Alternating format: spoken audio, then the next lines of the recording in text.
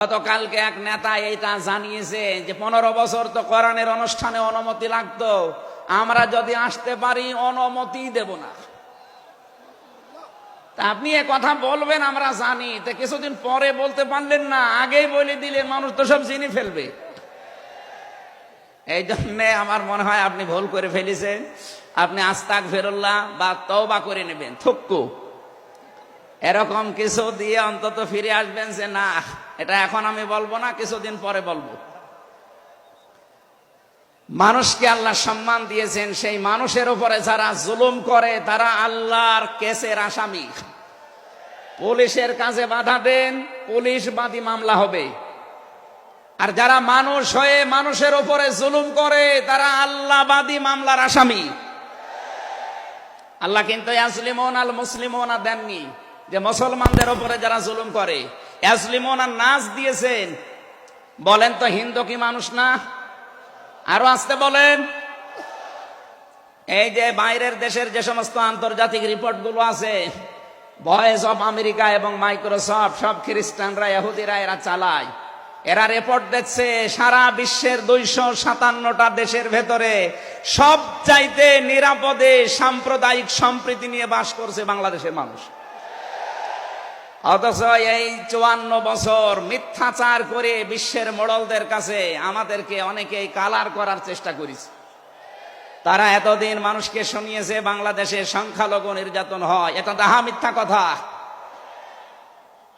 যারা এটা ছড়িয়েছেন সারা বিশ্ব তাদেরকে এখন ধিক্কার দিচ্ছে, ঘৃণা জানাচ্ছে। তারা বলছে এই বাংলাদেশ নিয়ে যারা মিথ্যাচার করছে ওদের জন্মটাই মিথ্যার উপরে। আপনি মাইক্রোসফট দেখেন, তারা রিপোর্ট দিয়েছে সারা বিশ্বের সবচাইতে বেশি মিথ্যা তথ্য ছড়ানো হয় ভারতে। আমি নাম নিতে চাইছিলাম না, বেরিয়ে গেছে। ওদের নাম আমার নিতে মনে বলে না। আমি ঘৃণা করি ওদের উগ্রপন্থী কিছু মানুষকে।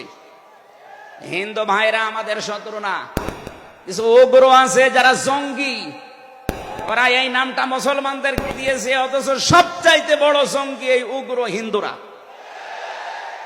এদের কারণে আজ হিন্দু সমাজেরও বদনাম হয়ে যাচ্ছে। পরিষ্কার কথা শোনেন বাংলার মানুষেরা, একটা মুসলমানকে যদি আঘাত করেন একটা গুনাহ হবে, কোন অমুসলিমের গায়ে হিন্দুর গায়ে যদি আঘাত করেন ডবল গুনাহ হবে। একটা জুলুমের গুনাহ আর একটা আমানতের খেয়ানত করার গুনাহ। তারা আমাদের কাছে আমানত না, কথা বলেন না কেন? অথচ 15.5 বছর আমরা আমানতের অনেক খেয়ানত করে ফেলেছি। আগামীতে এই খেয়ানত হবে না ইনশাআল্লাহ। বিশ্ব ইসলামী আন্দোলনের সর্বজন শ্রদ্ধাভাজন নেতৃত্বে যিনি আছেন, আপনাদের সিলেট বিভাগের কৃতি সন্তান, উনি অলরেডি জানিয়ে দিয়েছেন এদেশে যদি ইসলাম আসে সবচাইতে বেশি নিরাপদে থাকবে অমুসলিমরা। এই জন্য গাইবান্ধায় দেখলাম একটা অনুষ্ঠানে, তার আগে একজন হিন্দু পুরোহিত ঠাকুর বক্তব্য দিচ্ছিল যে এই দেশে আগস্টের 5 তারিখের পর থেকে সবচাইতে বেশি নিরাপদে আছি আমরা অন্য ধর্মের লোকেরা। আমরা একথা বিশ্বাস করি, যদি দেশে ইসলাম আসে সবচাইতে বেশি নিরাপদে থাকতে পারবো আমরা।